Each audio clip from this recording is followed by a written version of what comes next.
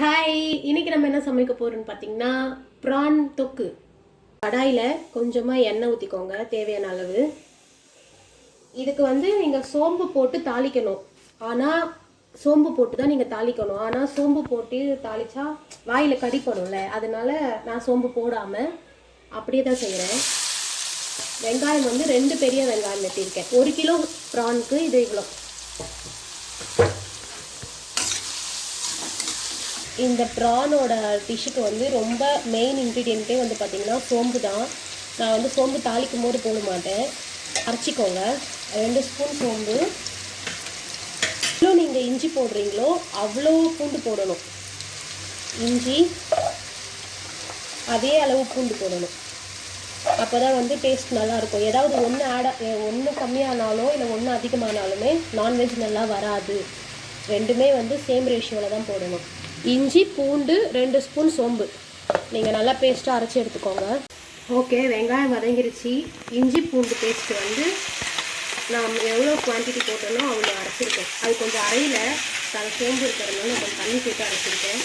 சோம்பு போட்டால் தான் இந்த ப்ரானோட டேஸ்ட் நல்லாயிருக்கும். பட்டை லவங்கம் அதெல்லாம் சேர்க்காதீங்க, வெறும் சோம்பு மட்டும் போதும். நல்லா வதங்கின பிறகு நல்லா ஃபைனாக சாப் பண்ணி வச்சுருக்க தக்காளி,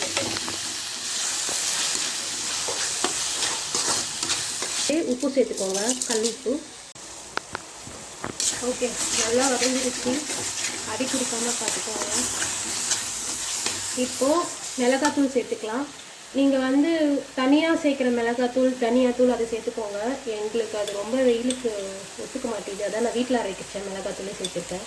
2 ஸ்பூன் வீட்டில் அரைச்ச மிளகாத்தூள். எல்லாம் கலந்து அரைப்பாங்கல்ல, நீங்கள் தனியாக கூட சேர்த்துக்கோங்க. 1 ஸ்பூன் மிளகா, 1 ஸ்பூன் தனியா.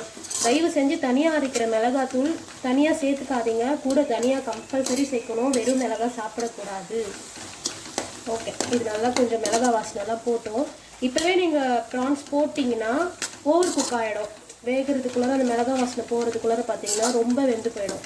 அதனால் மிளகா வாசனை போட்டோம். அதுக்கப்புறம் நம்ம ப்ரான் போட்டுக்கலாம். கொத்தமல்லி போட்டுக்கோங்க.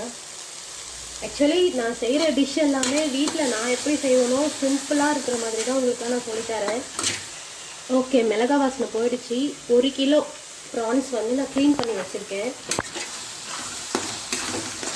உங்களுக்கு வேணும்னா கொஞ்சமாக தண்ணி ஊற்றிக்கோங்க. ஓகே, இப்போ 3 நிமிஷம் ஆயிடுச்சு.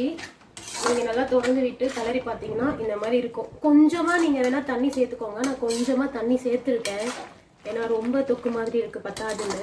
இப்போ இந்த டைமில் நீங்கள் தேங்காய் பால் ஊற்றிக்கோங்க. தேங்காய் பால் ஊற்றிட்டு ரொம்ப நேரம் கொதிக்கக்கூடாது. இந்த ப்ரான்ஸோட டைம் குக்கிங் டைம் 3 மினிட்ஸ் தான். 3 நிமிஷத்துலேயே போதும். இங்கே பாருங்கள் நல்லா வெந்துருச்சு. இப்போ நம்ம என்ன பண்ணலான்னு பார்த்தீங்கன்னா தேங்காய் பால் சேர்த்துக்கிறவங்க சேர்த்துக்கோங்க. நான் தேங்காய் பால் சேர்க்கலை. இப்போது கருவேப்பிலை போட்டுக்கலாம். மோஸ்ட்லி நான் நான்வெஜ் பண்ணுறதா இருந்தால் கருவேப்பிலை சேர்த்து வதக்க மாட்டேன், கடைசியாக தான் போடுவேன். அப்போ தான் அந்த டேஸ்ட் உங்களுக்கு பர்ஃபெக்டாக கொடுக்கும். நீங்கள் தேங்காய் பால் ஊற்றிட்டு கொஞ்சமாக மிளகுத்தூள் கூட சேர்த்துக்கோங்க. ஆனால் தேங்காய் பால் ஊற்றுறீங்கனாலும் சூப்பராக இருக்கும். நல்ல வாசனை சூப்பராக வரும். நீங்கள் வேணால் ட்ரை பண்ணி பாருங்கள். இது ரொம்ப சிம்பிள் மெத்தடு. இந்த மாதிரி நீங்கள் சமைச்சு பார்த்தீங்கன்னா உங்களுக்கு அதுக்கப்புறம் நீங்கள் இதே மாதிரி தான் செய்வீங்க. நீங்கள் வேணால் ட்ரை பண்ணி பாருங்கள். அவ்வளவுதான், நம்மளோட ப்ரான் கிரேவி இல்லை தொக்கு எப்படி வேணாலும் வச்சுக்கலாம். ரெடி ஆகிடுச்சு. ஓகே, நெக்ஸ்ட் வீடியோவில் பார்க்கலாம். பை.